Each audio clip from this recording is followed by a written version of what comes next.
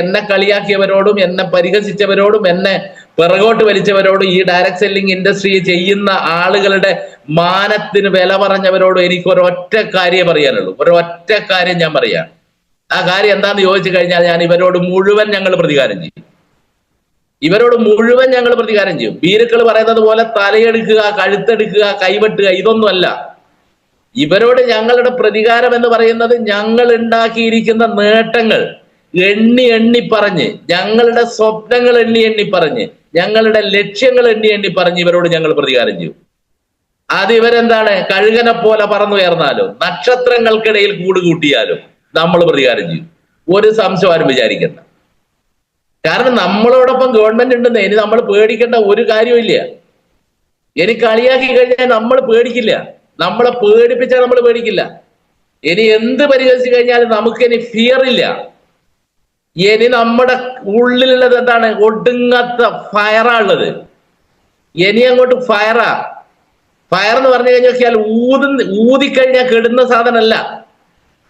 Direct സെല്ലിങ്ങിന്റെ ചെയ്യുന്ന ആളുകളുടെ മനസ്സിലുള്ള ഫയറിന്റെ പ്രത്യേകത വെച്ചാൽ അത് കാറ്റടിക്കുമ്പോഴും കൊടുങ്കാറ്റടിക്കുമ്പോഴും ആളിക്കത്തും. കാരണം അത് കാട്ടുതീയ. ആ രൂപത്തിലേക്കാണ് ഈ സാധനം മാറാൻ പോകുന്നത്.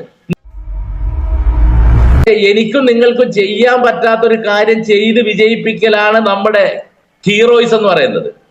എനിക്ക് ചെയ്യാൻ പറ്റില്ല എന്ന് ഞാൻ തീരുമാനിക്കുന്ന, നിങ്ങൾക്ക് ചെയ്യാൻ പറ്റില്ല എന്ന് നിങ്ങൾ തീരുമാനിക്കുന്ന ആ കാര്യം ചെയ്ത് വിജയിപ്പിക്കലാ ഹീറോയിസ് എന്ന് പറയുന്നത്.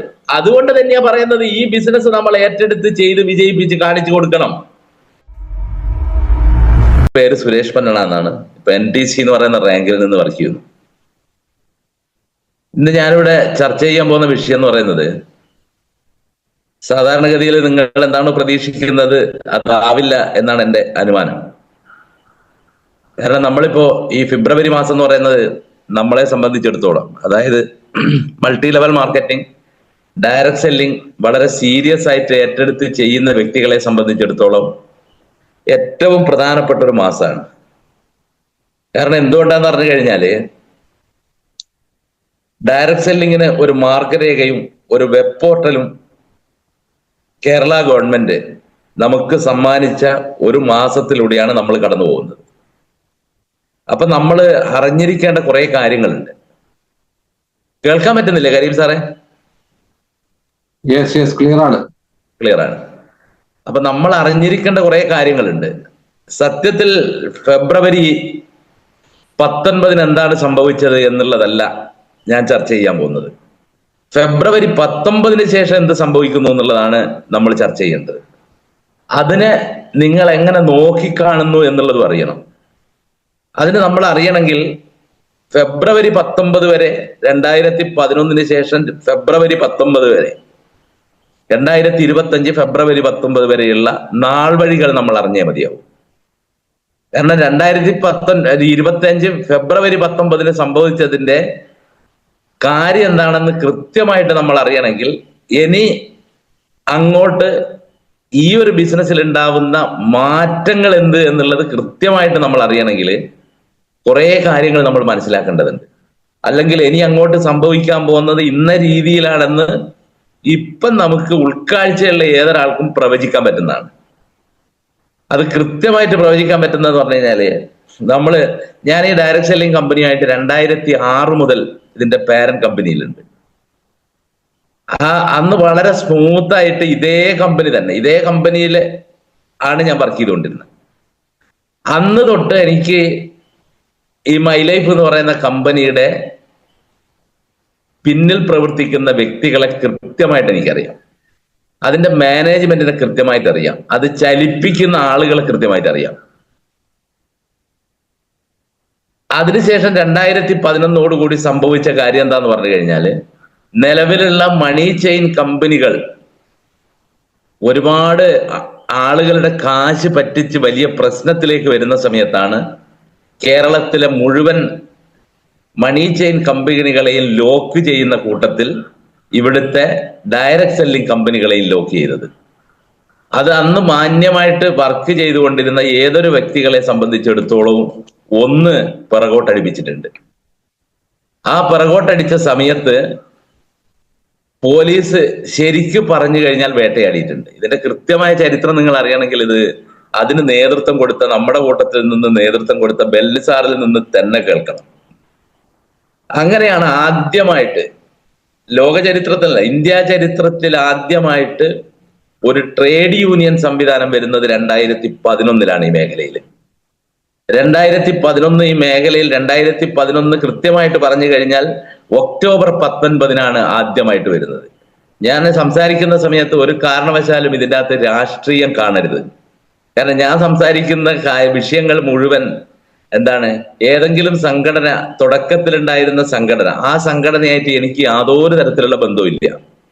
ആദ്യമായിട്ട് ഈ രംഗത്തേക്ക് കടന്നു വന്നത് AITC എന്ന് പറയുന്ന സംഘടനയാണ്. എനിക്ക് വളരെ കൃത്യമായിട്ടുണ്ട്, ഇവിടുത്തെ കോഴിക്കോടുള്ള മുഴുവൻ രാഷ്ട്രീയ പാർട്ടികളും രാഷ്ട്രീയ സംഘടനകളും ബെല്ലിസാർ ഉൾപ്പെടെ പല രാഷ്ട്രീയ പാർട്ടികളുടെ അടുത്തും പോയിട്ട് എന്ത് ചെയ്തിട്ടുണ്ട്, സംഘടന രൂപീകരണത്തെ പറ്റി സംസാരിച്ചിട്ടുണ്ട്. അന്ന് ആരും മാത്രം മുഖവിലക്കി ഈ ബിസിനസിനെ കണ്ടില്ല. അന്ന് ഈ ബിസിനസിനെ കണ്ട രണ്ട് വ്യക്തികൾ എനിക്ക് നന്നായിട്ട് ഓർമ്മയുണ്ട്. ഒന്ന് കാനൻ രാജേന്ദ്രനാണ്. ആ കാനൻ രാജേന്ദ്രൻ സാർ ഇന്ന് നമ്മുടെ കൂടെ ഇല്ല. രണ്ടാമത്തത് എന്താന്ന് പറഞ്ഞു കഴിഞ്ഞാൽ, ഇന്ന് ജനറൽ സെക്രട്ടറി ആയിട്ടുള്ള മൾട്ടി ലെവൽ മാർക്കറ്റിംഗ് എംപ്ലോയീസ് യൂണിയന്റെ ജനറൽ സെക്രട്ടറി ഇന്നായിട്ടുള്ള EC സതീശൻ എന്ന് പറയുന്ന വ്യക്തിയാണ്. ഇദ്ദേഹത്തിന്റെ ഒക്കെ മീറ്റിങ്ങുകളിലും കമ്മിറ്റികളിലും ഞാൻ പങ്കെടുത്തിട്ടുണ്ട്.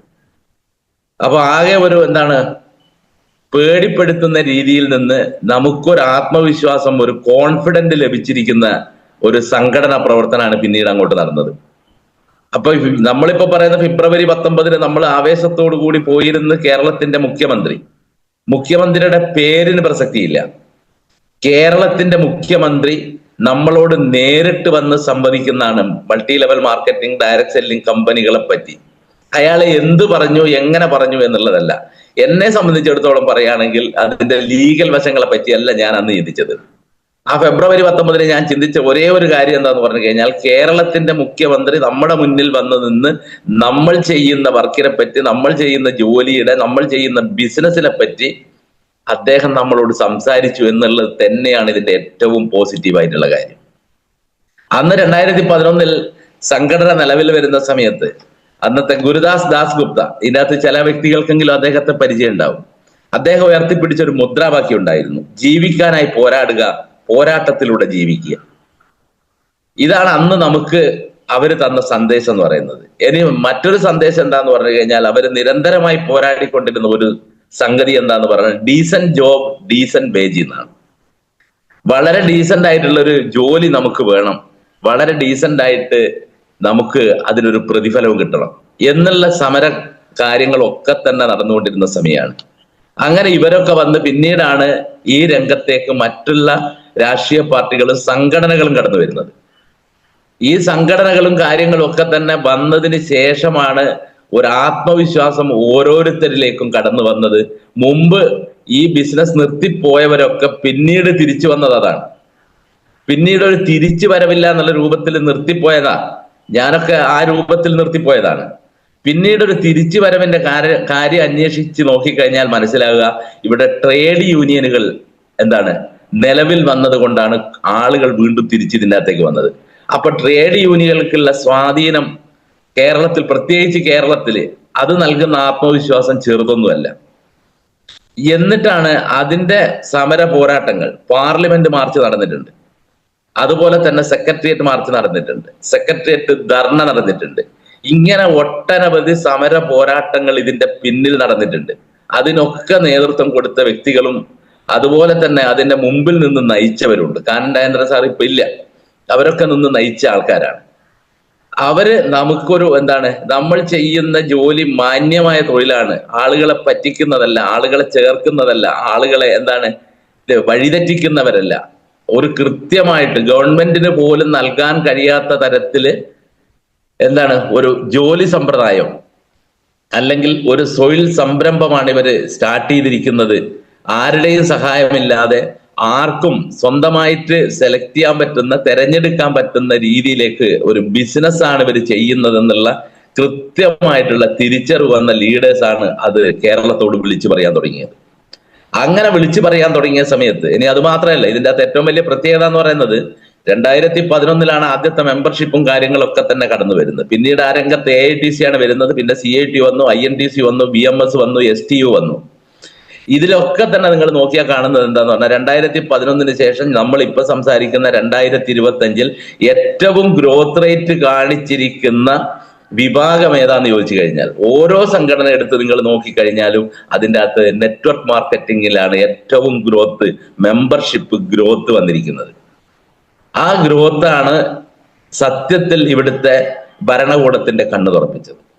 അങ്ങനെ ഭരണകൂടത്തിന്റെ കണ്ണു തുറപ്പിച്ച് കാര്യങ്ങളൊക്കെ തന്നെ ഈ പരുവത്തിലെത്തിയിരിക്കുന്നു. ഇനി അങ്ങോട്ട് എന്ത് സംഭവിക്കും? അത് പ്രധാനപ്പെട്ട ഒരു ചോദ്യമാണ്, നിങ്ങൾ മനസ്സിലാക്കേണ്ട ചോദ്യമാണ്. കാരണം എന്തുകൊണ്ടാന്ന് പറഞ്ഞു കഴിഞ്ഞാൽ ആളുകൾ ഇപ്പം ഈ പാർട്ട് ടൈം ബിസിനസ് എന്നുള്ള രൂപത്തിലായി സാധനത്തിനെ കണ്ടുകൊണ്ടിരിക്കുന്നത്. എന്തുകൊണ്ടാണ് പാർട്ട് ടൈം എന്ന് മാത്രം ഇവരിങ്ങനെ സംസാരിച്ചുകൊണ്ടിരിക്കുന്നത്? ഒരു ഫുൾ ടൈം കരിയർ ആയിട്ട് ഈ ബിസിനസ്സിനെ എന്തുകൊണ്ട് കണ്ടില്ല? ഇനി അങ്ങോട്ട് എന്താണ് കാണുന്നത്? സത്യം പറഞ്ഞു കഴിഞ്ഞാൽ APJ അബ്ദുൽ കലാം സാറ് പറഞ്ഞിരിക്കുന്ന കാര്യം കൃത്യമായിട്ട് ഇനി അങ്ങോട്ട് നടക്കാൻ പോവാണ്. കാരണം അദ്ദേഹം പറഞ്ഞിരിക്കുന്നത് ഈ നൂറ്റാണ്ടിന്റെ വസന്തമാണ് ഡയറക്ട് സെല്ലിംഗ് എന്നാണ്. സത്യം പറഞ്ഞു കഴിഞ്ഞാൽ ഈ നൂറ്റാണ്ടിന്റെ വസന്തമാണ് ഡയറക്ട് സെല്ലിംഗ് എന്ന് പറഞ്ഞിട്ടുണ്ടെങ്കിൽ ഇനി അങ്ങോട്ടാണ് ഈ ബിസിനസ് ഈ നൂറ്റാണ്ടിന്റെ വസന്തമാവാൻ പോകുന്നത്. ആളുകൾ എന്തുകൊണ്ട് പാർട്ട് ടൈം ആയിട്ട് മാത്രം ഇത് സെലക്ട് ചെയ്തു എന്നുള്ളത് അത് എപ്പോഴെങ്കിലും ചിന്തിച്ചിട്ടുണ്ടോ? സാധാരണഗതിയിൽ ഞാൻ മനസ്സിലാക്കിയെടുത്തോളം ഇത് ഫുൾ ടൈം കരിയർ ആയിട്ട് ഏറ്റെടുത്തിരിക്കുന്ന വ്യക്തികളൊക്കെ തന്നെ അവർ ഏത് ജോലിയാണോ ചെയ്തിരിക്കുന്നത് ആ ജോലി വിട്ടുകൊണ്ട് ഇത് ചെയ്തിട്ടുണ്ടെങ്കിൽ ആ വിട്ടവരൊക്കെ തന്നെ ഒരു വിഭാഗം, എല്ലാവരും അല്ല ഞാൻ പറയുന്നത്, ഒരു വിഭാഗം ചെയ്തിരിക്കുന്നത് ഇതിനെന്തെങ്കിലും സംഭവിച്ചു കഴിഞ്ഞാൽ തിരിച്ച് വീണ്ടും ജോലിക്ക് കയറാൻ പറ്റുന്ന തരത്തിലുള്ള ആളുകളാണ് ഫുൾ ടൈം കരിയർ ആയത്. അല്ലാതെ ഒരിക്കലും തിരിച്ച് കയറാൻ പറ്റാത്ത ഒരാളും ചെയ്തിട്ടില്ല. ചെയ്തവരുണ്ട് കുറെ, ഇല്ലെന്ന് ഞാൻ പറയുന്നില്ല. എന്നെ സംബന്ധിച്ചിടത്തോളം ഞാൻ ബാങ്കിൽ നിന്ന് റിസൈൻ ചെയ്തത് ഞാൻ ഈ സംഘടനയുടെ പ്രവർത്തനം കണ്ടിട്ടും സംഘടനാ രീതി കണ്ടിട്ടും സംഘടനാ ബലം കണ്ടിട്ടും തന്നെയാണ്. കാരണം എനിക്ക് ഒരു തരത്തിലും തിരിച്ചു കയറാൻ പറ്റില്ല. അപ്പൊ ഞാൻ ഒരു തരത്തിലും തിരിച്ചു കയറാൻ പറ്റാത്തത് കാരണം കമ്പനിയുടെ സ്റ്റെബിലിറ്റിയെ പറ്റിയല്ല എന്റെ പ്രശ്നം. കമ്പനി എന്ന് പറയുന്നത് 2006 മുതൽ എനിക്കറിയാം, 2002 മുതൽ ഇവിടെ സ്ഥാപിച്ചിരിക്കുന്ന ഒരു കമ്പനിയാണ്. അതിന്റെ സ്റ്റെബിലിറ്റിയിൽ എനിക്ക് യാതൊരു തരത്തിലുള്ള പ്രശ്നമില്ല. പിന്നെ റിസൈൻ ചെയ്യുന്ന സമയത്ത് എന്നെ അലട്ടിയ ഒരൊറ്റ പ്രശ്നം മാത്രമേ ഉള്ളൂ. നമ്മുടെ ഭരണകൂടത്തിന്റെ അല്ലെങ്കിൽ മൾട്ടി ലെവൽ മാർക്കറ്റിങ്ങിനോട്, ഡയറക്ട് സെല്ലിങ്ങിനോട് നമ്മുടെ ഗവൺമെന്റ് കാണിച്ചിരിക്കുന്ന അല്ലെങ്കിൽ കാണിക്കുന്ന നിയമപരമായ കാര്യത്തിൽ മാത്രമേ എനിക്ക് പ്രശ്നമുള്ളൂ. കാരണം അവരേതെങ്കിലും തരത്തിലുള്ള ഒരു ഡിസിഷൻ എടുത്തു കഴിഞ്ഞാൽ ഇത് വീണ്ടും കുറച്ചു കാലം നിന്ന് പോയേനെ. പക്ഷെ ഇനി അങ്ങോട്ട് സംഭവിക്കാൻ പോകുന്നത് എന്താന്ന് പറഞ്ഞു കഴിഞ്ഞാൽ ഇതൊരു പ്രൊഫഷണൽ ആയിട്ട് ആളുകൾ ഏറ്റെടുത്ത് വിജയിപ്പിക്കാൻ പോകുന്ന വലിയൊരു മഹാപ്രസ്ഥാനമായിട്ട് ഈ സാധനം മാറുക. കാരണം ഇത് അത്രയും വലിയ ഒരു എന്താ പറയാ ഒരു വാഗ്ദാനമല്ല, അത്രയും വലിയ ഒരു കാര്യമാണ് ഫെബ്രുവരി 19 സമ്മാനിച്ചത്. ഒരു മാർഗരേഖ മുഖ്യമന്ത്രി വന്നിട്ട് അതിന്റെ പ്രകാശനം നടത്തുക. മുഖ്യമന്ത്രി വന്നിട്ട് ഒരു മാർഗരേഖ പ്രകാശനം നടത്തണമെങ്കിൽ, ഒരു വെബ് പോർട്ടലിന്റെ ഉദ്ഘാടനം നടത്തണമെങ്കിൽ നിങ്ങൾ മനസ്സിലാക്കേണ്ട ഒരു കാര്യമുണ്ട്. കാരണം എന്തുകൊണ്ടാന്ന് പറഞ്ഞാൽ 2025 പുതിയ ഇലക്ഷൻ നടക്കാൻ പോവാ. ആ ഇലക്ഷന് മുമ്പെയാണ് ഈ ഒരു വെബ് പോർട്ടലിനും ഈ ഒരു മാർഗരേഖക്കും അദ്ദേഹം എന്ത് ചെയ്തിരിക്കുന്നത്, ഉദ്ഘാടനം നിർവഹിച്ചു പോയിരിക്കുന്നത്. മോശപ്പെട്ട ഇത് ഇന്റലിജൻസും അതുപോലെ തന്നെ ഇവിടെയുള്ള ഡയറക്ട് സെല്ലിംഗ് അല്ലെങ്കിൽ ഈ ബിസിനസ്സുമായിട്ട് ബന്ധപ്പെട്ടിട്ടുള്ള ഉദ്യോഗസ്ഥന്മാർ മുഴുവൻ A to Z കാര്യങ്ങള് ഓരോന്നോരോന്ന് ഇഴകീറി പരിശോധിച്ച് ഇതിൽ ഒരു തരത്തിലുള്ള കുഴപ്പവും ഗവൺമെന്റിന് ഉണ്ടാവില്ല, നേട്ടങ്ങൾ മാത്രമേ ഉണ്ടാവൂ എന്നുള്ള കൃത്യമായ പഠനത്തിന്റെ ഭാഗമാണ് മുഖ്യമന്ത്രി വന്ന് സംസാരിക്കുന്നത്. ഇല്ലെങ്കിൽ ഒരു കാരണവശാലും വരില്ല. ആ രൂപത്തിലേക്ക് ഇതിനെ വ്യക്തമായ രീതിയിൽ പഠിച്ച് മാർഗരേഖ നിർദ്ദേശിച്ച് വെബ് പോർട്ടലിന്റെ ഉദ്ഘാടനം കഴിഞ്ഞാണ് നമ്മൾ നിൽക്കുന്നത്. ഇനി അങ്ങോട്ട് ഈ ബിസിനസ് എന്താണെന്നുള്ളത് നമ്മളാ തീരുമാനിക്കേണ്ടത്. ഇപ്പൊ നമ്മളിപ്പോ മനസ്സിലാക്കുന്ന കാര്യം എന്താന്ന് പറഞ്ഞു കഴിഞ്ഞാൽ സാധാരണഗതിയിൽ ഈ കൂടിയിരിക്കുന്ന ആളുകളിലേക്ക് മാത്രമേ ഈ മാർഗരേഖ എത്തിയിട്ടുള്ളൂ. അത് നമ്മൾ മനസ്സിലാക്കണം. വെബ് പോർട്ടലിന്റെ ഉദ്ഘാടനം ഈ കൂടിയിരിക്കുന്ന ആളുകളിൽ മാത്രമേ എത്തിയിട്ടുള്ളൂ. ഇനി മുഖ്യമന്ത്രിയാണ് ഇത് ഉദ്ഘാടനം ചെയ്തെന്നുള്ളത് നമ്മളിൽ മാത്രമേ എത്തിയിട്ടുള്ളൂ. ഇനി അത് മാത്രമല്ല, നമ്മുടെ കോണ്ടാക്റ്റിലുള്ള, അതായത് നമ്മളുടെ ഫോൺ കോണ്ടാക്റ്റിലുള്ള ആളുകൾ മാത്രമേ ഇത് അറിഞ്ഞിട്ടുള്ളൂ. കാരണം നമ്മൾ മാത്രമേ ഇത് സ്റ്റാറ്റസ് വെച്ചിട്ടുള്ളൂ. നമ്മൾ ചെയ്യുന്ന ആളുകളിൽ മാത്രമേ ഇത് ഗ്രൂപ്പിൽ മാത്രമേ ഇത് ചർച്ച ചെയ്തിട്ടുള്ളൂ. നമ്മുടെ മീറ്റിങ്ങുകളിൽ മാത്രമേ ഇത് ചർച്ച ചെയ്യുന്നുള്ളൂ. ഇപ്പൊ നമ്മുടെ മീറ്റിംഗ് ആയത്. ഇതിന്റെ അകത്ത് മൈ ലൈഫ് എന്ന് പറയുന്ന ബിസിനസ് സ്റ്റാർട്ട് ചെയ്ത ആളുകൾ മാത്രമേ ഉള്ളൂ. ഇത് ജനങ്ങളിലേക്ക് എത്തിക്കണമെങ്കിൽ നമ്മൾ നന്നായിട്ട് പണിയെടുക്കണം.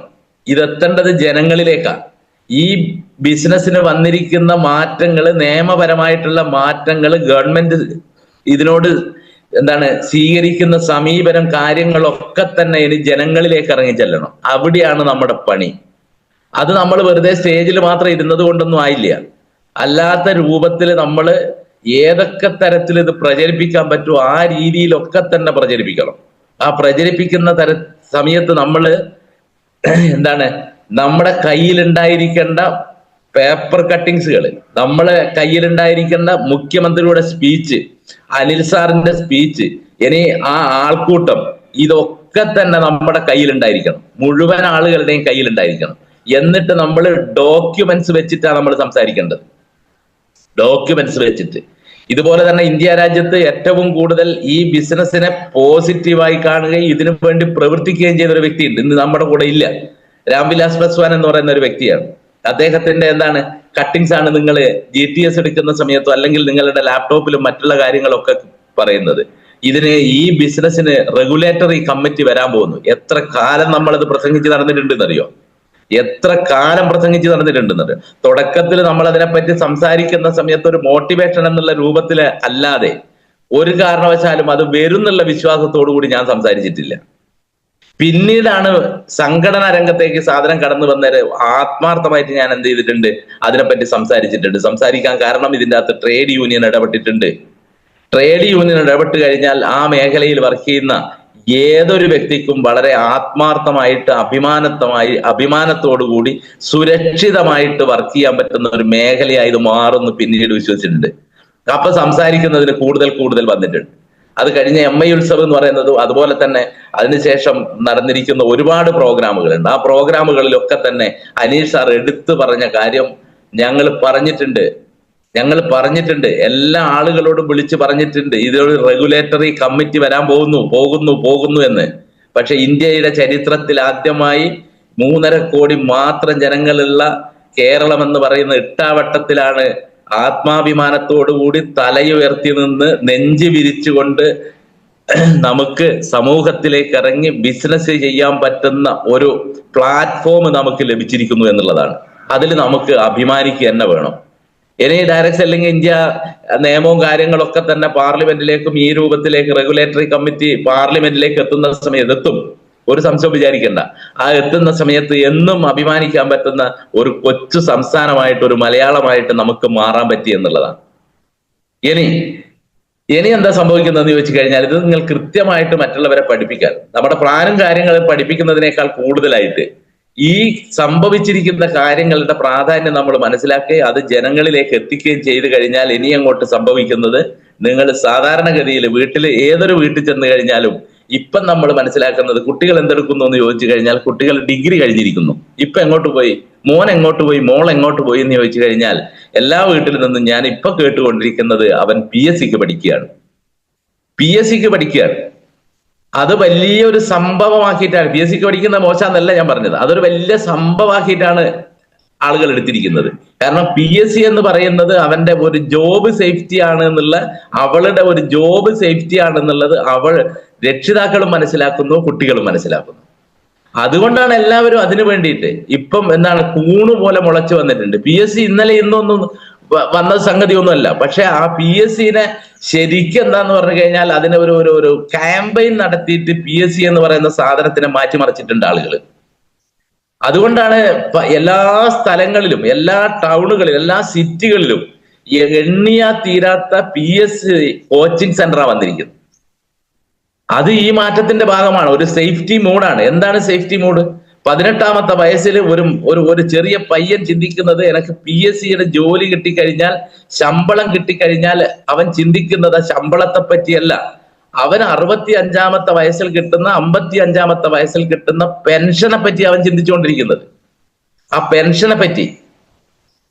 അപ്പൊ നമ്മൾ ചെയ്യുന്ന ബിസിനസിന്റെ നിയമവും 10 വർഷം നമ്മൾ ഈ ബിസിനസ് ചെയ്താൽ ഉണ്ടാവുന്ന മാറ്റവും നമ്മൾ മറ്റുള്ളവരെ പഠിപ്പിക്കാൻ തയ്യാറാണെങ്കിൽ, PSCക്ക് അപ്പുറത്തേക്ക് ഒരു കോൺഫിഡന്റ് ഇവരുടെ മനസ്സിലുകളിലേക്ക് നമുക്ക് എത്തിക്കാൻ കഴിഞ്ഞാൽ ഇത് നാളുകളിൽ ഏറ്റെടുക്കാൻ പോകുന്നത് ഇവിടുത്തെ യങ്സ്റ്റേഴ്സ് ആണ്. ഇപ്പൊ കുട്ടികളോട് ചോദിച്ചു കഴിഞ്ഞാൽ ഏതെങ്കിലും ഒരു മീറ്റിങ്ങിന് വന്നു കഴിഞ്ഞാൽ അവർ പറയുന്നുണ്ട്, ഇത് പൊന്നണ പോലെയുള്ള കുറെ പ്രായമായിട്ടുള്ള ഉമ്മർ സാറിനെ പോലെ തലനരച്ച കുറെ ആൾക്കാര്, അതിന് അവരിട്ടൊരു പേരുണ്ട്, തന്ത ബൈബ് എന്നാ പറയുക. അങ്ങനെയുള്ള ഉപദേശവും കാര്യങ്ങളും അതിലായിട്ടുള്ള കുറെ ആളുകളാണ് ഇത് ചെയ്തുകൊണ്ടിരിക്കുന്നത്. ഇതിൻ്റെ അകത്ത് യൂത്ത് എവിടെ? അവര് ചോദിക്കുന്നൊരു ചോദ്യമാണ്, ഇവിടെ യൂത്ത് എവിടെ? ഇതിൻ്റെ അകത്ത് കരീം സാറിനെ പോലെയുള്ള തലനരിച്ച വയസ്സന്മാരല്ല ഇതിൻ്റെ അകത്തുള്ളത്. എവിടെ യൂത്ത് എവിടെ? അവര് ചോദിക്കുന്നൊരു കാര്യമാണ്. ഇതിപ്പോ ഇതിനകത്ത് ചേറൂർ സാർ ഇരിക്കുന്നുണ്ട്. ചേറൂർ സാറേ, ഞാനൊരു കാര്യം പറയാ, ഇത് കുട്ടികളിലേക്ക് ഈ സാധനം എത്തിച്ചിട്ടില്ലെങ്കിൽ, നമ്മളെ വരുന്ന യുവതലമുറയിലേക്ക് ഈ സാധനം എത്തിച്ചിട്ടില്ലെങ്കിൽ നടക്കില്ല. കാരണം അവർക്ക് നമ്മൾ ബോധ്യപ്പെടുത്തി കൊടുക്കണം, ഇത് നിയമപരമായി കറക്റ്റാണ്. ഈ ബിസിനസ് നിങ്ങൾ എന്താണ് പാസീവ് ഇൻകം അവർ പെൻഷനെ കാണുന്ന സമയത്ത് നമ്മൾ യഥാർത്ഥ പാസീവ് ഇൻകം എന്താണെന്ന് അവർക്ക് മനസ്സിലാക്കി കൊടുത്തിട്ടില്ലെങ്കിൽ, ഇതൊരാളെ പിടിക്കുന്ന ഏർപ്പാടല്ല, ആളെ ചേർക്കുന്ന ഏർപ്പാടല്ല എന്ന് അവരെ ബോധ്യപ്പെടുത്തിയില്ലെങ്കിൽ അവർ ഈ ബിസിനസ് ഏറ്റെടുക്കില്ല. അവർ ഈ ബിസിനസ് ഏറ്റെടുത്ത് കഴിഞ്ഞാൽ മാത്രമേ എന്തുള്ളൂ, ഈ ബിസിനസ് എന്താണ് റോക്കറ്റ് പോലെ കുതിക്കുള്ളൂ. ഒരു സംശയം നമ്മൾ വിചാരിക്കണ്ട. അവരുടെ മോട്ടിവേഷൻ വേറെയാണ്, അവരുടെ ചിന്ത വേറെയാണ്, അവരുടെ സ്വപ്നങ്ങൾ വേറെയാണ്. അവർക്കെങ്ങാനും ഇതിന്റെ യഥാർത്ഥ എന്താണ് ബെനിഫിറ്റ് മനസ്സിലാക്കി കഴിഞ്ഞാൽ അവരെല്ലാം വിട്ട് ഏറ്റെടുക്കാൻ തയ്യാറാവും. എല്ലാ ആളുകളും ഇപ്പൊ ശ്രദ്ധിച്ചുകൊണ്ടിരിക്കുന്നത് ഉമർ സാറ് ചെയ്യുന്ന എന്താന്ന് പറഞ്ഞു കഴിഞ്ഞാൽ, ഉമർ സാറിന്റെ വീട്ടിൽ യങ്സ്റ്റേഴ്സിനെ ഉമർ സാറിനെ സ്വാധീനിക്കാൻ പറ്റും, മക്കളെ. ആ മക്കളെയാണ് ഇപ്പം എന്താണ് ഈ ബിസിനസ്സിന് ഇറക്കി കാണിച്ചു കൊടുത്തിരിക്കുന്നത്. ഇത് ചെയ്തു കഴിഞ്ഞാൽ ഓട്ടോമാറ്റിക്കലി എന്താണ് എല്ലാവരിലേക്കും ഇത് എത്തിപ്പെടുന്നുള്ളതാണ്. അതിന്റെ ഏറ്റവും വലിയൊരു പോസിറ്റീവായ, ഞാൻ ഇന്നലെ തൃശ്ശൂര് എന്താണ് GTS സെന്ററിൽ ഉണ്ട്. ഞാൻ ഇന്നലെ ആ GTS സെന്ററിൽ പങ്കെടുത്ത സമയത്ത് കണ്ണൂരുള്ളൊരു 10-22 വയസ്സുള്ള ഒരു ലേഡി ഉണ്ട്. നിങ്ങൾക്ക് ചിലപ്പോൾ നിങ്ങൾ കേട്ടിട്ടുണ്ടാവും, പേരെന്നോട് മറന്നുപോയി. അതായത് ഏറ്റവും കേരളത്തിലെ ഇന്ത്യയിലെ ഏറ്റവും പ്രായം കുറഞ്ഞ സീലിംഗ് അച്ചീവർ ആയിട്ടുള്ള ലേഡിയാണ്. ആ ലേഡി പറഞ്ഞത് എന്താന്ന് ചോദിച്ചു കഴിഞ്ഞാൽ, ലേഡി പറഞ്ഞത് 18ാമത്തെ വയസ്സിലാണ് ഈ ബിസിനസ് ഏറ്റെടുത്തത്. 18ാമത്തെ വയസ്സിൽ. ആ 18ാമത്തെ വയസ്സിൽ ബിസിനസ് ഏറ്റെടുത്തിട്ട് കുറച്ച് കാത്തിരിക്കേണ്ടി വന്നു എന്ന് പറഞ്ഞേ ഐഡിയ അടിക്കാൻ, 18 ആവാത്തത് കൊണ്ട്. വർഷ, അതാണ് ആരാണ് ആരോ എഴുതി അയച്ചിട്ടുണ്ട്, സുരേന്ദ്രൻ. വർഷ ഞാൻ ഇന്നലെ നേരിട്ട് കണ്ട് പരിചയപ്പെട്ട് സംസാരിക്കുകയൊക്കെ ചെയ്തിട്ടുണ്ട്. ആ കുട്ടി 18ാമത്തെ വയസ്സിൽ വന്ന് ഏറ്റവും പ്രായം കുറഞ്ഞ സീലിംഗ് അച്ചീവറായിട്ട് മാറിയിട്ടുണ്ട്. ആ സീലിംഗ് അച്ചീവറായിട്ട് മാറിയ കുട്ടി അവിടെ സ്പീച്ച് നടത്തിയിട്ടുണ്ട്. അത് ഒരു വല്ലാത്തൊരു വൈബാണ് ഉണ്ടാക്കിയിരിക്കുന്നത്, വല്ലാത്തൊരു വൈബാണ്. ആ കുട്ടിയെ കളിയാക്കിക്കൊണ്ടിരുന്ന 210 എന്ന് പറഞ്ഞ് വിളിച്ച് കളിയാക്കിയിരിക്കുന്ന കോളേജുകളിലും അതായത് ബസ് സ്റ്റോപ്പുകളിലും എല്ലാ സ്ഥലങ്ങളിലും നാട്ടിലും കളിയാക്കിയിട്ടുണ്ട്. ആ കളിയാക്കുന്ന സമയത്ത് എന്താ ചെയ്തതെന്ന് പറഞ്ഞാലേ, അതിൻ്റെ അകത്ത് അടിയുറച്ച് വിശ്വസിക്കാനുള്ള ഒരു മാനസികാവസ്ഥ കുട്ടിക്ക് ഉണ്ടായി എന്നുള്ളതാണ്. അങ്ങനെയാണ് ആ ബിസിനസ് ഏറ്റെടുത്തിട്ട് വളരെ ശക്തമായിട്ട് നല്ല എന്ത് സ്പീച്ചാണ്, എന്ത് കോൺഫിഡന്റ് ആണ്. ഇന്ന് ഞാൻ മനസ്സിലാക്കുന്നത് അവരുടെ റാങ്ക് STC ആണ്. ഇനി അവരിലൂടെ കടന്നു വന്ന് ഞാൻ നോക്കി, അവിടെ റൗണ്ട് സീറ്റിംഗ് നടന്ന സമയത്ത് അവിടെ ഒരൊറ്റ പ്രായമുള്ള ആളുകൾ ഒറ്റൊരാൾ പോലും ഇല്ല. ഉള്ളത് മുഴുവൻ എന്താണ് 20-നും 25-നും വയസ്സുള്ള ആളുകൾ, കുട്ടികൾ മാത്രമേ അവരുടെ ആ സിറ്റിങ്ങിൽ അവരുടെ ടീമിലുള്ളൂ. ഈ രൂപത്തിലേക്ക് നമുക്കിത് താഴോട്ട് എത്തിക്കാൻ കഴിയണം. ഈ രൂപത്തിൽ നമുക്കിത് മറ്റുള്ളവരിലേക്ക് എത്തിക്കാൻ കഴിയണം. കാരണം അവർ പറയുന്നത് എന്താ പറഞ്ഞു കഴിഞ്ഞാൽ, എല്ലാം കഴിഞ്ഞ് റിട്ടയർഡ് ആയിട്ട് ചില ആൾക്കാർ രാഷ്ട്രീയ സാമൂഹ്യ സേവനത്തിന് വേണ്ടി ഇറങ്ങാറുണ്ട്. അതുപോലെ എല്ലാം കഴിഞ്ഞ് ഒരു പരിപാടിയില്ല, ഗൾഫിൽ നിന്ന് എക്സായിട്ട് വന്ന് ഇതൊന്ന് കേൾക്കുമ്പോ EK ഒന്നും തെറ്റിദ്ധരിക്കണ്ട. എല്ലാം കഴിഞ്ഞ് ഗൾഫിൽ നിന്ന് വന്നിട്ട് എന്താണ് ഒരു പരിപാടി ഇല്ലാത്തത് കൊണ്ട് ഇവിടുന്ന് കുറച്ച് ആൾക്കാർ ഈ സാധനം ചെയ്യുന്നു എന്നുള്ളതാണ്. ഇതിന്റെ ഇപ്പൊ ഫ്രണ്ട് പേജിൽ ഏറ്റവും മുൻപന്തി കാണുന്നത് എല്ലാം തലനരച്ച യൗവനങ്ങളാണ് ഞാൻ കാണുന്നത്. ഇതിൽ നിന്നൊരു മാറ്റം നമുക്ക് വരുത്തണം. ആ മാറ്റം വരുത്താൻ നമുക്ക് കിട്ടിയിരിക്കുന്ന ഈ ഒരു നിയമപരമായിട്ടുള്ള കാര്യങ്ങൾ നമ്മൾ സമൂഹത്തിലേക്ക് ഇങ്ങനെ അലയടിച്ച് ഇങ്ങനെ നീങ്ങണം. അതിനു വേണ്ടിയുള്ള ഒരു പണി നമ്മൾ എടുക്കണം. ഇത് എവിടെ എത്തിയിട്ടില്ല, നിയമം ഉണ്ടായിന്നല്ലാണ്ട് ഇത് എവിടെ എത്തിയിട്ടില്ല. ഞാൻ ഇന്നലെ ഒരു കക്ഷിക്ക് ഒരു വീഡിയോ ഇട്ട് കൊടുത്തു എന്നോട് അവൻ പറഞ്ഞ എന്താന്ന് പറഞ്ഞു നോക്കിയാല്, ഇനി നിങ്ങളെക്കാൾ വലിയ കച്ചവടക്കാർ ഈ രാജ്യത്തുണ്ടാവില്ല. കാരണം മുഖ്യമന്ത്രി വന്നിട്ട് നേരിട്ടാണ് പറയുന്നത്. അതിന്റെ വലിപ്പം നിങ്ങൾ മനസ്സിലാക്കിയോന്ന് എനിക്കറിയില്ല. മുഖ്യമന്ത്രി നേരിട്ട് വന്നിട്ട് പറയുന്ന ഡയറക്ട് സെല്ലിംഗ് എന്ന് പറയുന്നത് നിയമപരമായിട്ടുള്ള ഒരു ബിസിനസ് ആണ്. അതിൻ്റെ അകത്ത് കള്ള നാണയങ്ങളുണ്ട്, അത് തിരിച്ചറിയണം എന്ന് പറഞ്ഞിട്ടുണ്ട്. ഇവിടെ ഏത് നിയമപരമായിട്ടുള്ള കാര്യങ്ങളിലാ കള്ള നാണയങ്ങളില്ലാത്ത. ഇപ്പൊ കഴിഞ്ഞ ദിവസം കണ്ടെന്താന്ന് പറഞ്ഞു കഴിഞ്ഞാൽ വ്യാജ റിക്രൂട്ടിംഗ് ഏജൻസി വന്നിട്ടുണ്ട് ഗവൺമെന്റ് ജോലിക്ക് വേണ്ടിയിട്ട്. ഗവൺമെന്റ് ജോലി വാങ്ങിച്ചു കൊടുക്കാന്ന് പറഞ്ഞ് വ്യാജ റിക്രൂട്ടിംഗ് ഏജൻസി വന്നുകൊണ്ടിരിക്കുന്ന അതാ നമ്മുടെ നാട്ടിൽ നടന്നുകൊണ്ടിരിക്കുന്നത്. അപ്പൊ നിയമപരമായിട്ടുള്ള ഏറ്റവും സ്ട്രിക്റ്റ് ആയിട്ടുള്ള ഒരു മേഖലയാണ് PSC യും ഗവൺമെന്റ് റിക്രൂട്ട്മെന്റ് എന്ന് പറയുന്നത്. അവിടെ വരെ വ്യാജന്മാർ കടന്നു വന്നിട്ടുണ്ട്. പിന്നെ നമ്മളിത് അതിശയിക്കേണ്ട കാര്യമൊന്നുമില്ല. പക്ഷേ നാളുകളിൽ ഈ സാധനം മാറും. നമ്മളൊന്ന് ആഞ്ഞു പിടിച്ചു കഴിഞ്ഞാൽ, നമ്മളൊന്ന് ഏറ്റു പിടിച്ചു കഴിഞ്ഞാൽ ഇതിന്റെ രൂപവും ഭാവവും മൊത്തം മാറും. ഒരു സംശയമില്ല, ഒരു സംശയവും നിങ്ങൾ വിചാരിക്കണ്ട. അതിനു വേണ്ടിയുള്ള ഒരു പോരാട്ടത്തിന് നമ്മൾ ഇറങ്ങണം. അതിനു വേണ്ടിയിട്ടുള്ള ഒരു പ്രചരണത്തിന് നമ്മൾ ഇറങ്ങണം. അത് ഞാൻ മുഖ്യമന്ത്രിയുടെ പേര് ഞാൻ വിളിച്ച് പറയാത്ത എന്താന്ന് പറഞ്ഞു കഴിഞ്ഞാൽ നിങ്ങൾ വിചാരിക്കേണ്ട രാഷ്ട്രീയം പറയുന്നത് നമ്മൾ ഒന്നും നോക്കേണ്ട കാര്യമില്ല. ഞാൻ ഈ ബിസിനസ്സിൽ ആദ്യമായിട്ട് ട്രേഡ് യൂണിയൻ വന്ന സമയത്ത് എന്റെ ബാഗ് തുറന്നാൽ അതിന്റെ അകത്ത് CITUവിന്റെ അപ്ലിക്കേഷൻ ഫോം ഉണ്ട്, STUവിന്റെ അപ്ലിക്കേഷൻ ഫോം ഉണ്ട്, BMSന്റെ അപ്ലിക്കേഷൻ ഫോം ഉണ്ട്, INTUCന്റെ എല്ലാം 4-5 രാഷ്ട്രീയ സംഘടനകളുടെ അപ്ലിക്കേഷൻ ഫോം എന്റെ കയ്യിലുണ്ട്. കാരണം അന്നത്തെ ഒരേ ഒരു താല്പര്യം എന്താന്ന് പറഞ്ഞു കഴിഞ്ഞാൽ എത്രത്തോളം മെമ്പർഷിപ്പ് കൂട്ടാൻ പറ്റുമോ അത്രത്തോളം മെമ്പർഷിപ്പ് കൂട്ടി ഗവൺമെന്റിന്റെ കണ്ണ് തുറപ്പിക്കാൻ. കാരണം നമ്മൾ വെറുതെ പ്രസംഗിച്ചുകൊണ്ടൊന്നും ഗവൺമെന്റ് വീഴില്ല. ഗവൺമെന്റ് അതിൻ്റെ അകത്ത് എന്ത് ചെയ്യില്ല, താല്പര്യം എടുക്കില്ല. നിങ്ങളുടെ പിൻബലം എത്ര, നിങ്ങളുടെ കൂടെ എത്ര പേരുണ്ട്. കാരണം അവർക്ക് വേണ്ടത് വോട്ടാ. ഞാൻ രാഷ്ട്രീയം പറയുന്നതല്ല, അവർക്ക് വേണ്ടത് വോട്ടാ. അതിന് മെമ്പർഷിപ്പ് കൂട്ടാനുള്ള ഒരു ക്യാമ്പയിൻ തന്നെയാണ് നടന്നുകൊണ്ടിരിക്കുന്നത്. ഇപ്പോഴും നടന്നുകൊണ്ടിരിക്കുന്നത് അങ്ങനെയാണ്. ഏറ്റവും വലിയ ഗ്രോത്ത് റേറ്റ് കാണിച്ചുകൊണ്ടിരിക്കുന്നത് ഡയറക്ട് സെല്ലിംഗ് കമ്പനിയുടെ ഈ ട്രേഡ് യൂണിയനിലാണ് ഏറ്റവും വലിയ ഗ്രോത്ത് കാണിച്ചുകൊണ്ടിരിക്കുന്നത്. ഇപ്പൊ നമ്മൾ കാണുന്നില്ലേ, ചെങ്കൽ തൊഴിലാളികള്, കരിങ്കൽ തൊഴിലാളികള്, നിർമ്മാണ തൊഴിലാളികള്. ഈ നിർമ്മാണ തൊഴിലാളികൾ ദിവസവും ഇതിൻ്റെ അകത്ത് വരുന്നില്ല. അതേ സമയത്ത് നമ്മുടെ ഈ ഒരു ബിസിനസ്സിലേക്ക് ദിവസവും ആളുകൾ ഇങ്ങനെ കയറിക്കൊണ്ടിരിക്കുന്ന വരുന്നവർക്കൊക്കെ തന്നെ നമ്മൾ മെമ്പർഷിപ്പ് കൊടുത്തു കഴിഞ്ഞാൽ ആ മെമ്പർഷിപ്പിന്റെ ഒരു കുതിച്ചുചാട്ടം, അതിന്റെ ഒരു ഗ്രോത്ത്, അതിന്റെ ഒരു വളർച്ച എന്ന് പറയുന്നത് അപാരമാണ്. ഈ രൂപത്തിൽ ഈ സാധനത്തിനെ കാണണം. എന്നിട്ട് നമ്മളുടെ ട്രെയിനിങ്ങും കാര്യങ്ങളും എല്ലാം ആയിട്ട് ഇവരിലേക്ക് ചെന്ന് കഴിഞ്ഞാൽ ഉണ്ടാവുന്ന ഒരു അവസ്ഥ നിങ്ങൾ ചിന്തിച്ചു നോക്കണം. ഇതെടുത്ത് നോക്കിക്കഴിഞ്ഞാല് യങ്സ്റ്റേഴ്സിന്റെ കൈകളിലേക്ക് ഈ സാധനം എത്തിക്കഴിഞ്ഞാൽ നമ്മൾ തിരിഞ്ഞു നോക്കാൻ നമുക്ക് അവസരം കിട്ടില്ല. അവരെന്താണ് ഇപ്പൊ എന്തുകൊണ്ടാണ് നമ്മളിപ്പോ നിങ്ങളൊരു തുണിക്കടയിലേക്ക് കയറിച്ചല്ലേ, ഇപ്പൊ ഒരു ഈ 25-നാ തോന്നുന്നു എന്റെ അടുത്തുള്ള പേരാമ്പ്രയിലെ ഗ്രാൻഡ് ഹൗസ് പുതിയ അതിന്റെ സെക്കൻഡ് പാർട്ട് സ്റ്റാർട്ട് ചെയ്യാൻ പോകുന്നത്. ഗ്രാൻഡ് ഹൗസ് എന്ന് പറയുന്ന തുണിക്കടയാണ്.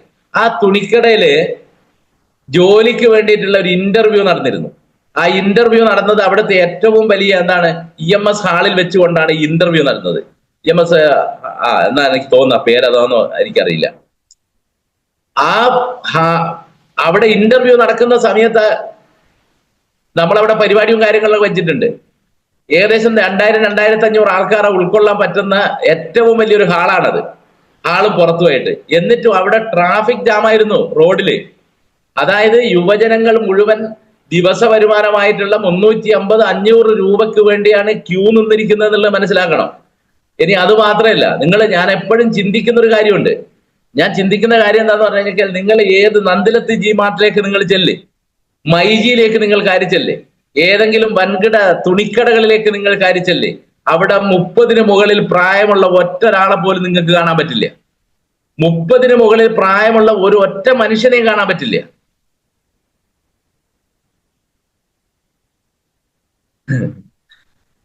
CN എഴുതിയതാണ് ടെൻഷൻ കൊണ്ട് തലനരച്ചതാ, വയസ്സ് കൊണ്ട് തലനരച്ചതല്ല എന്നാ പറഞ്ഞേ. നിങ്ങൾ അവിടെ ചെന്ന് കഴിഞ്ഞാൽ കാണാൻ പറ്റില്ല. അത് നിങ്ങൾ 2025 ചെന്ന് കഴിഞ്ഞാലും ഈ 30-നപ്പുറത്തേക്കുള്ളത് കാണൂല. 2030 ചെന്നാലും 30-നപ്പുറത്തുള്ളത് കാണൂല. കാരണം അവർക്ക് ആവശ്യം കഴിഞ്ഞു കഴിഞ്ഞാൽ അവിടെ പുറത്തേക്കുള്ളല്ലോ. അവർക്ക് വേണ്ടത് യങ്സ്റ്റേഴ്സ് ആണ്. യങ്സ്റ്റേഴ്സിന്റെ എനർജി എന്ന് പറയുന്നതും അവരുടെ ചിന്ത എന്ന് പറയുന്നതും അവരുടെ ഒരു വൈബ് ഉണ്ടല്ലോ, അതൊരു പ്രത്യേകം തന്നെയാണ്. നമ്മളിലേക്ക് എന്താന്ന് പറഞ്ഞു കഴിഞ്ഞാൽ നമ്മളുടെ എല്ലാ സമയത്തൊന്നും എനർജി കീപ്പ് ചെയ്യാൻ പറ്റിയെന്ന് വരില്ല. എല്ലാ സമയത്തും എനർജി കീപ്പ് ചെയ്യാൻ പറ്റില്ല. അവരുടെ എനർജി അപാരാണ്. അവരുടെ ചിന്തകൾ വല്ലാത്തതാണ്. ഏത് സമയത്ത് 24 hours അവർ എണ്ണയിട്ട യന്ത്രം കണക്കെ അവർ വർക്ക് ചെയ്തുകൊണ്ടിരിക്കും. അവർ വരുമാനം കിട്ടി തുടങ്ങിയാൽ അവർക്ക് ക്ഷീണോ കാര്യമോ സംഗതികളോ ഒന്നുമില്ല. ഇതിൻ്റെ അകത്ത് കുറെ ഷുഗറുള്ള, കുറെ പ്രഷറുള്ള, കുറെ മുട്ടുവേദനയുള്ള, കുറെ ഇങ്ങനെയുള്ള ഒരു തലവേദനയുള്ള കുറെ സാധനങ്ങൾ, ഇതൊക്കെ മാറി പുതിയ സാധനത്തിന് ഇടിച്ചു കയറ്റണം. നമ്മള് പുതിയ സാധനത്തിന് ഇടിച്ചു കയറ്റണം. അതാണ് ചെയ്തുകൊണ്ടിരിക്കുന്ന എല്ലാ ആളുകളും. ചേരൂർ സാറ് ചെന്നിട്ട് ഏതെങ്കിലും ഒരു തുണിക്കടയിലേക്കോ അല്ലെങ്കിൽ ഇവിടുത്തെ വേറെ ഏതെങ്കിലും ഒരു കമ്പനിയിലേക്ക് ഒരു ഇന്റർവ്യൂവിന് ചെന്ന് കഴിഞ്ഞാൽ ലുലു മാളിൽ നിങ്ങൾ ചെന്ന് നോക്കൂ, അവിടുത്തെ ആരാണ്? മൈജിയിൽ നിങ്ങൾ ചെന്ന് നോക്കൂ, റോസ് ഉപ്പായിട്ട് പാൻസൊക്കെ ഇട്ട് ഇൻസൈഡ് ആക്കി നിൽക്കുന്ന ആളുകളെ കാണുമ്പോ ശരിക്ക് ഡയറക്ട് സെല്ലിംഗ് കൃത്യമായിട്ട് ചെയ്യുന്ന, അതിനോട് ഭയങ്കര ആത്മാർത്ഥ കാണിക്കുന്ന ആളുകളെ സംബന്ധിച്ചിടത്തോളം ഈ കുട്ടികളെ കാണുമ്പോൾ ചേരൂർ സാറെ വായിൽ വെള്ളൂറൂലേ? വായിൽ വെള്ളൂറൂലേ? അത് എന്തുകൊണ്ടാന്ന് ചോദിച്ചു കഴിഞ്ഞാൽ അവരുടെ യൗവനമാണ്. അവരുടെ യൗവനം കാർന്ന് തിന്നിട്ടാണ് അവരെ പുറത്തേക്ക് വലിയുന്നത്. അത് കുട്ടികൾക്കറിയില്ല, രക്ഷിതാക്കൾക്കറിയില്ല. അത് എന്തുകൊണ്ടാന്ന് ചോദിച്ചു കഴിഞ്ഞാല് കരീം സാർ എപ്പോഴും പറയണം, ഏത് സ്ഥലത്ത് ജോലിക്ക് പോയാലും നമുക്ക് വേണമെങ്കിൽ ഇറങ്ങിപ്പോരാം. കയറിക്കഴിഞ്ഞാൽ ഇറങ്ങിപ്പോരാൻ പറ്റാത്ത ഒരേ ഒരു പ്രൈവറ്റ് ജോലി എന്ന് പറയുന്നത് പേരൽ കോളേജിൽ അധ്യാപകരാണ്. അവിടെ കയറിക്കഴിഞ്ഞാൽ പിന്നെ ഇറങ്ങാൻ പറ്റൂല. അങ്ങനത്തെ ഒരു പ്രത്യേക വൈബാണ്. എത്ര ശമ്പളം കിട്ടിയാലും ഇല്ല, കിട്ടിയില്ലെങ്കിലും ഇല്ല. കരീം സാർ ചിലപ്പോൾ എക്സ്പീരിയൻസ് പറയുമ്പോൾ പറയും അത് അവിടെ കയറി കഴിഞ്ഞാൽ ഇറങ്ങാൻ പറ്റില്ല. അപ്പൊ ഈ രൂപത്തിലുള്ള വലിയൊരു മാറ്റത്തിലേക്കാണ് നമ്മൾ വരുന്നത്. ഈ മാറ്റത്തിന് ഈ മാറ്റത്തിന്റെ എൻഡ് കാണാൻ പറ്റുന്നുണ്ടോ എന്ന് എനിക്കറിയില്ല. ഈ മാറ്റത്തിന്റെ എൻഡ് കാണാൻ നിങ്ങൾക്ക് പറ്റിക്കഴിഞ്ഞാൽ നിങ്ങൾ ഈ സാധനം, ഇതിന്റെ ബാറ്റൺ, ഡയറക്ട് സെല്ലിങ്ങിന്റെ ബാറ്റൺ ഇനി നാളുകളിൽ നമ്മുടെ കുട്ടികളുടെ കൈകളിലേക്കാണ് ചെല്ലുന്നത്. കുട്ടികളുടെ കൈകളിലേക്ക് ചെന്ന് കഴിഞ്ഞാൽ അവസ്ഥ ഉണ്ടല്ലോ, ആ ഒരു ബറ്റാലിയൻ അത് ഏറ്റെടുത്ത് കഴിഞ്ഞാൽ നമുക്ക് നിൽക്കാൻ പറ്റില്ല. ആ രൂപത്തിലേക്കായിരിക്കും അതിന്റെ വളർച്ച എന്ന് പറയുന്നത്. ഒരു സംശയവും നിങ്ങൾക്ക് വേണ്ട. അതിനാദ്യം നമ്മൾ നമ്മുടെ വീടുകളിൽ നിന്ന് തുടങ്ങണം. കാരണം വീടുകളിൽ നിന്ന് എങ്ങനെയാ തുടങ്ങുക? നമുക്ക് ഇതിനകത്തൊരു വിശ്വാസം വേണ്ടേ? നമുക്കൊരു പണിയില്ല എന്നുള്ള രൂപത്തിൽ ചില ആളുകൾ ഇത് ഏറ്റെടുക്കുന്നില്ലേ? ആ രൂപത്തിലല്ലല്ലോ നമ്മൾ ഇതിൻ്റെ അകത്ത്. ഇനി ഒരു കാരണവശാലും ഒരാളും ഇനി ഭയപ്പെടണ്ട. നിങ്ങൾക്ക് നിങ്ങളിൽ വിശ്വാസമുണ്ടെങ്കിൽ ഒരാളും ഭയപ്പെടണ്ട.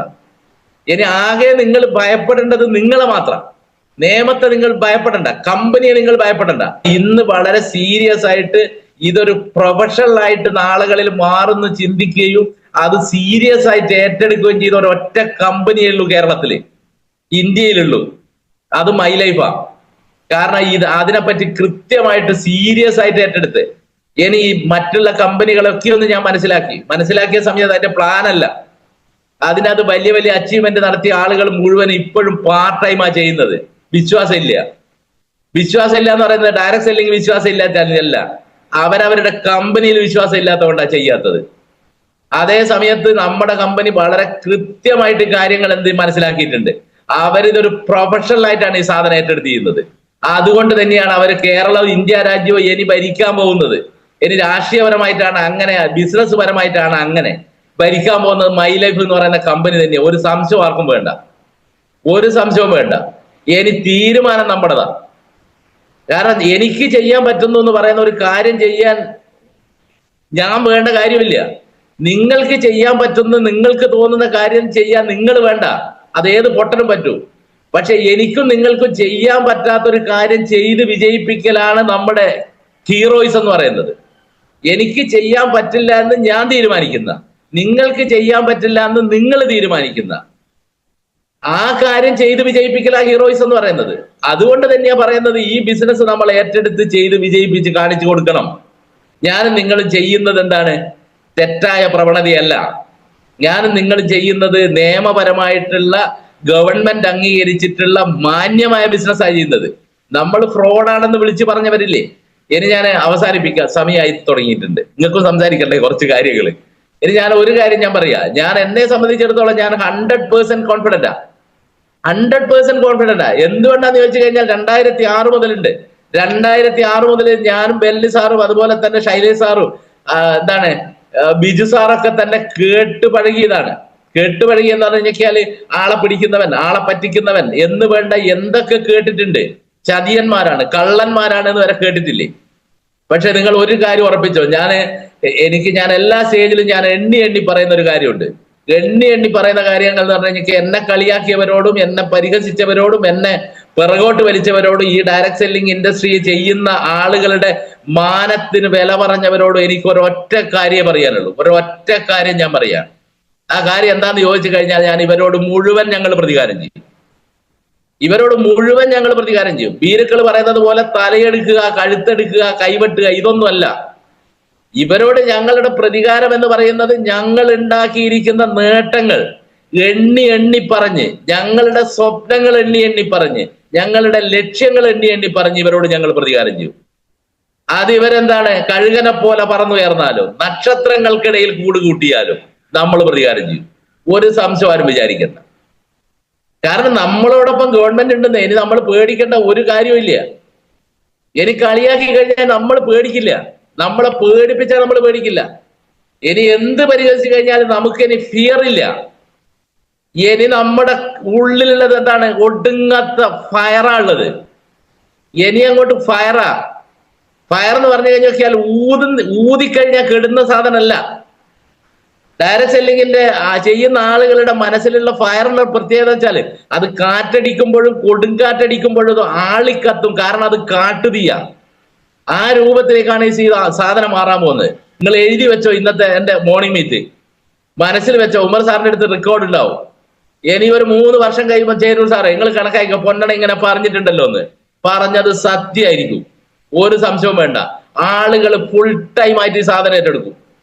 ഫുൾ ടൈം ആയിട്ട് ഏറ്റെടുക്കും. ഫുൾ ടൈം കയറിയതായിട്ട് ഏറ്റെടുക്കാത്ത മനസ്സിന് ബലമില്ലാത്തതുകൊണ്ടാ, വിശ്വാസം ഇല്ലാത്തതുകൊണ്ടാ, മറ്റു വേറൊന്നുമല്ല. ഞാൻ ഈ കമ്പനിയിലുള്ള നിയമത്തിലുള്ള വിശ്വാസം ഒന്നും കൊണ്ടല്ല ഞാൻ ഏറ്റെടുത്തത്. ഞാൻ ഈ കമ്പനിയിലുള്ള 2 കാര്യങ്ങൾ കൊണ്ടാണ് ഞാൻ ജോലി റിസൈൻ ചെയ്തത്. അതും ഞാൻ നിങ്ങളോട് പറഞ്ഞുതരാം. 10-70,000 രൂപ സാലറി, തിരിച്ചങ്ങോട്ട് കയറാനും പറ്റില്ല. 3 പെൺകുട്ടികൾ, ഒരു കുടുംബം. ഈ സമയത്ത് ഇത് ചെയ്തിട്ടുണ്ടെങ്കിൽ സംഘടനാ ശക്തിയാണ്, സംഘടനയിലുള്ള എന്റെ വിശ്വാസമാണ്. ഇവിടെയുള്ള മുഴുവൻ സംഘടനകളും, അത് മറ്റേ മാർക്സിസ്റ്റ് ആയാലും CPI ആയാലും കോൺഗ്രസിന്റെ, BJP, ലീഗ്, ഈ മൊത്തം സംഘടനയിലുള്ള വിശ്വാസമാണ്. ആ സംഘടനയിലുള്ള വിശ്വാസം കൊണ്ട് മാത്രം നമുക്ക് റിസൈൻ ചെയ്യാൻ പറ്റില്ല. നമുക്ക് എന്തുകൊണ്ട് റിസൈൻ ചെയ്തെന്ന് വെച്ചാൽ കമ്പനിയിലുള്ള വിശ്വാസം കൊണ്ടാണ്. ബിലീഫ് എന്ന് പറയുന്ന ഒടുക്കത്തെ ബിലീഫാണ് ഈ കമ്പനിയിൽ, ഒടുക്കത്തെ ബിലീഫാ. ഈ 2 സാധനങ്ങൾ കൊണ്ടാണ് ഞാൻ ജോലി രാജിവെച്ചത്. ഇനിയും ഈ സാധനം അവനവനിൽ വിശ്വാസം ഇല്ലെങ്കിൽ മാത്രമേ ഇനി ഫുൾ ടൈം ചെയ്യാതിരിക്കൂ.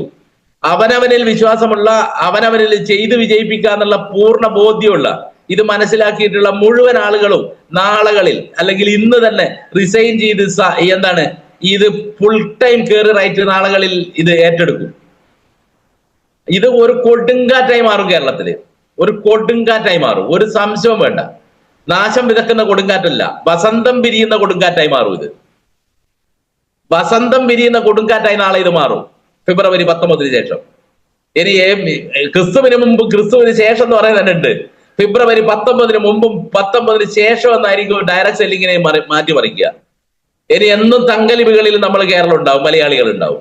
ഏതായാലും എല്ലാവർക്കും എന്താണ് വളരെ ആത്മവിശ്വാസത്തോടു കൂടി ഇത് ഏറ്റെടുത്ത് ഈ നിയമപരമായിട്ടുള്ള കാര്യങ്ങൾ മുഴുവൻ ജനങ്ങളിലേക്ക് എത്തിച്ച്, ആളുകളിലേക്ക് എത്തിച്ച്, പുതിയ പുതിയ റിക്രൂട്ട്മെന്റുകളും വരുമാനവും എല്ലാവർക്കും രക്ഷപ്പെടാനുള്ള ഒരു വഴി ഉണ്ടാകട്ടെ എന്ന് ആത്മാർത്ഥമായി ആശംസിച്ചുകൊണ്ട് ഞാൻ നിർത്തുന്നു. Thank you very much.